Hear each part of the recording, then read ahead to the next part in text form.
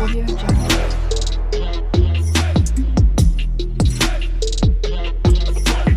Audio Jungle. Episode 11 dari When the Phone Rings dimulai. Saeon memikirkan bagaimana jika dia mengakui cintanya 3 tahun lalu, segera setelah menikah dengan Haejo. Bagaimana jika dia setuju untuk memberikan upaya nyata pada pernikahan mereka. Namun, hanya ada penyesalan saat kita kembali ke tempat kita tinggalkan di episode sebelumnya. Setelah Haejo menyuruhnya untuk tidak datang menyelamatkannya, Saeon masih mencoba melacaknya. Sementara itu, Haejo menghancurkan mobilnya dalam upaya untuk mengakhiri segalanya. Pada saat polisi menemukan jejak mobil, itu terlihat seperti pekerjaan yang. Mobil itu menabrak pagar pembatas dan jatuh dari tebing ke badan air massal. Polisi meyakinkan Saeon bahwa mereka akan segera memulai pencarian. Keluarga Haejo juga tiba di tempat kejadian, diliputi kekhawatiran dan putus asa untuk jawaban. Secara bersamaan, Ui Hyung muncul dan berkelahi dengan dua Kyong.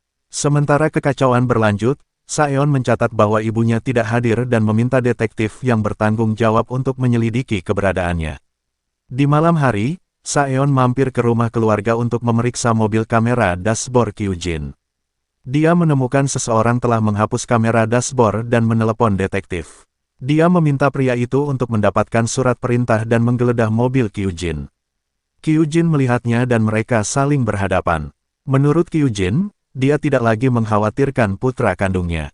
Bertahun-tahun yang lalu, dia hidup dalam ketakutan dan keputusasaan, mengira dia tenggelam di danau. Yang Ho berbohong kepadanya bahwa kematian putranya adalah kecelakaan. Dia mencari putranya selama bertahun-tahun dan berpikir Saeon pantas mendapatkan nasib yang sama.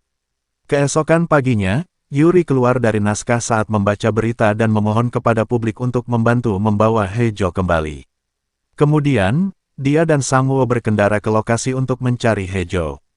Dalam perjalanan, Sangwoo mengungkapkan bahwa Haejo dapat berbicara, dan Yuri berharap untuk memarahi Haejo dan mendengar suaranya.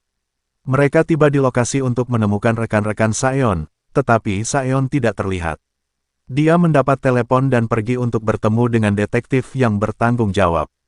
Setelah mencari selama berjam-jam, mereka masih belum menemukan Haejo, dan semua orang mengira mereka akan menemukan tubuhnya. Namun, Saeon bersikeras bahwa mereka tidak bisa menyerah sampai mereka menemukan Haejo. Detektif memberitahu dia bahwa mereka tidak bisa mendapatkan surat perintah untuk Kyujin, dan Saeon menawarkan solusi untuk rintangan ini. Adegan dipotong ke Ui Hyung mengadakan konferensi pers, menjelaskan bagaimana putra mereka tenggelam bertahun-tahun yang lalu. Dia melukiskan gambaran orang tua yang berduka yang menemukan seorang anak tunawisma dan mengira itu adalah takdir. Ini adalah cerita yang mengharukan, jika saja itu benar. Hyuk Jin mengambil kesempatan untuk memanggil Ui Hyung tentang kebohongannya dan memutar rekaman Do Jae, menjelaskan bagaimana dia bertemu dengan penculik. Adegan bergantian antara Do Jae memberikan kesaksiannya di penjara dan konferensi pers. Melalui rekaman, Hyuk Jin menghubungkan penculik dengan anak-anak panti asuhan yang hilang, Paik Yang Ho dengan menutup-nutupi, dan Ui Hyung mencoba menghentikan rekaman agar tidak keluar. Namun, masalah yang lebih besar muncul ketika polisi mengganggu konferensi pers untuk menangkap Kyujin atas tuduhan pembunuhan. Di daerah itu, Kyujin yakin tidak ada bukti yang menghubungkannya dengan pembunuhan apapun. Dia berasumsi polisi mengacu pada Haejo, tetapi sebenarnya, dia didakwa atas pembunuhan Paik Yang Ho. Ternyata lelaki tua itu mengenakan cincin dengan kamera saat berada di ranjang kematiannya. Kamera merekam percakapan terakhirnya dengan Kyujin. Dalam video tersebut, Paik Yang Ho mengakui bahwa Saeon adalah putranya. Dia juga menolak untuk meminta maaf atas apa yang dia lakukan pada putra Kyujin. Dalam kemarahan, Kyujin mencekiknya dengan bantal. Saeon telah berpegang pada bukti ini selama bertahun-tahun, merencanakan jatuhnya keluarga Paik, tetapi sekarang dia menggunakannya untuk menyelamatkan Haejo. Kyujin menolak untuk mengakui bahwa dia memiliki Haejo dan Saeon yang asli tersembunyi di suatu tempat. Dia mencoba menjelaskan bahwa Haejo tidak memiliki tujuan baginya, mati atau hidup. Namun, Saeon melihat melalui kebohongannya karena dia tahu kebenciannya padanya sangat dalam. Dia yakin bahwa dia menjaga Haejo tetap hidup untuk menyiksanya dengan hal yang tidak diketahui. Dalam retrospeksi, dia benar. Ketika mobil Haejo menabrak pagar pembatas, mobil itu tidak melewati tebing. Min menemukan Hejo dan penculiknya. Mengikuti perintah Kyujin, dia menyelamatkan mereka berdua dan membawa mereka ke rumah tua dekat panti asuhan.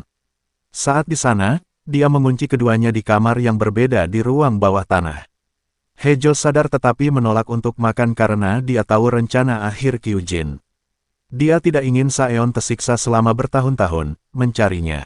Dia lebih baik mati daripada membiarkan Kyujin menang. Saat Saeon dan Kyujin saling berhadapan, polisi menemukan lokasi Hejo setelah memulihkan rekaman kamera dashboard. Mereka semua bergegas ke rumah tua, dengan Saeon memimpin jalan. Yang bisa dia lakukan saat dia berkendara ke rumah tua itu adalah berdoa agar Hejo bertahan sampai dia tiba. Pada saat yang sama, Min memutuskan untuk melawan perintah Kyujin dan membebaskan Hejo setelah yang pertama ditangkap.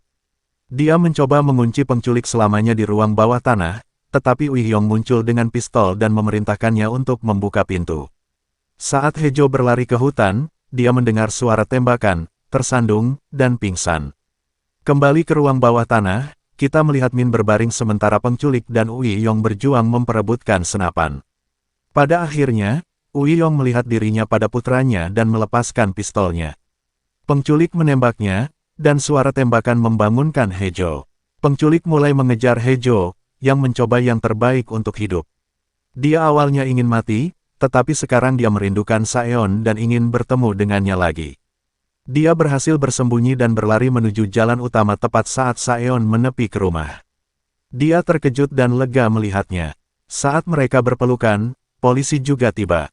Penculik melihat polisi dan bersembunyi di balik pohon. Saeon membawa Hejo ke mobilnya, dan dia memberitahu dia bahwa penculik itu bersenjata dan masih hidup. Polisi menyebar untuk mencari penculik sementara Saeon memilih untuk mengantar Hejo ke rumah sakit.